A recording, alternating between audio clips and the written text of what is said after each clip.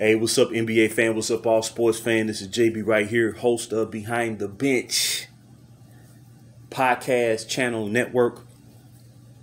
Give a quick shout out to the rest of the crew, Shad, Kelvin, and Jermaine.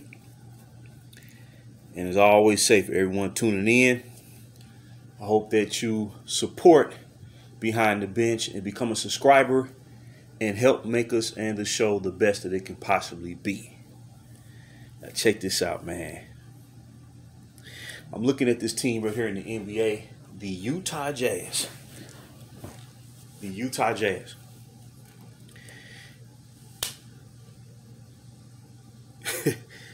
They're going to be a force to be reckoned with.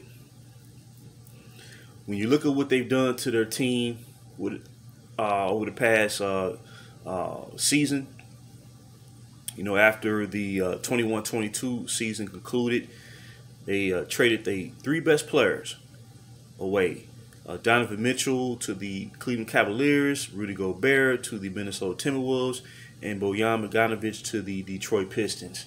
And they acquired an unsung young talent in Lauri Markkanen, who played lights out for Utah this year. He really came into his own. I always thought he had game when he initially entered the league, being brought in by the Chicago Bulls, and he was traded to the Cleveland Cavaliers. He was just, you know, in limbo.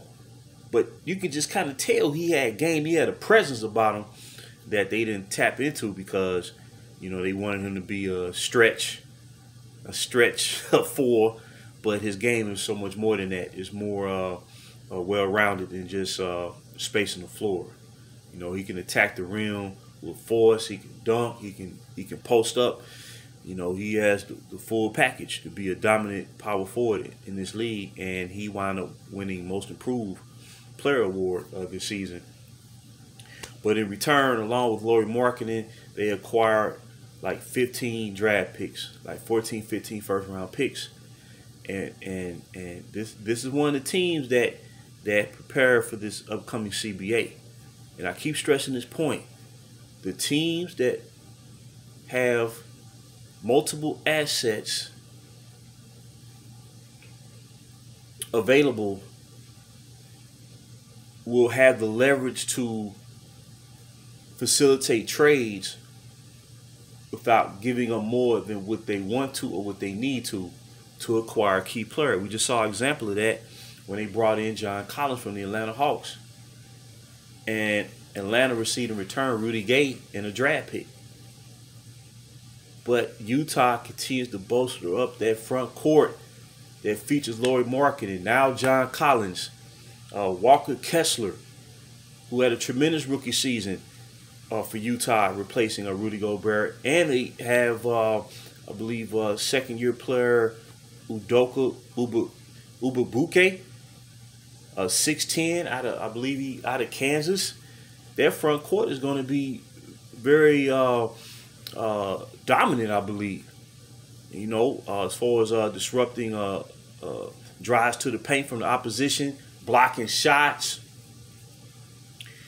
and they bring in John Collins. They re-signed Jordan Clarkson, who won Sixth Man of the Year award two seasons ago with Utah. They re-signed Kelly Olynyk, who's a strong backer for Utah. Their front court is going to be very imposing. Not to mention Taylor Horton Tucker, a former Los Angeles Laker. He re-signed, he re-upped. And they have a very high-level backcourt. And Colin Sexton was playing great for Utah last season until he suffered a injury where he had to miss, you know, a number of games. But outside of that, this team will return back to prominence of how we knew the Utah Jazz to be in decades past, during the Malone Stockton years, Darren Williams, Carlos Boozer years, the Donovan Mitchell, Rudy Gobert years. And here they are, returning right back to form. And who knows? They may break through down the road a couple years away. They may represent the Western Conference in the NBA Finals. They have tremendous talent on this team. I love what they're doing. And they showing you don't have to tank to undergo a rebuilding process And if you acquire assets and you bring in key young talent, see the whole key component is developing young players, developing young talent, sticking to the plan, not going overboard, not going knee jerk, not scrapping that process of building a team to try to win now. And Utah is in a beautiful position within the framework of how they build a team up in the future, while doing so under this new CBA that's about to hit next year. So I like what Utah did this past season. And if it wasn't for injury, Utah could be one of them teams that could have qualified for a play-in spot. That's how good they were playing. And they started off strong this past season. They started off, it was one of the better teams in the Western Conference, in the top of the Western Conference. You know what I'm saying? But Utah, I believe they for real. And along with the Sacramento Kings, New Orleans Pelicans, Memphis Grizzlies going to be right there. Oklahoma City will be 100% next year with Chet Holmgren. And they keep drafting young talent.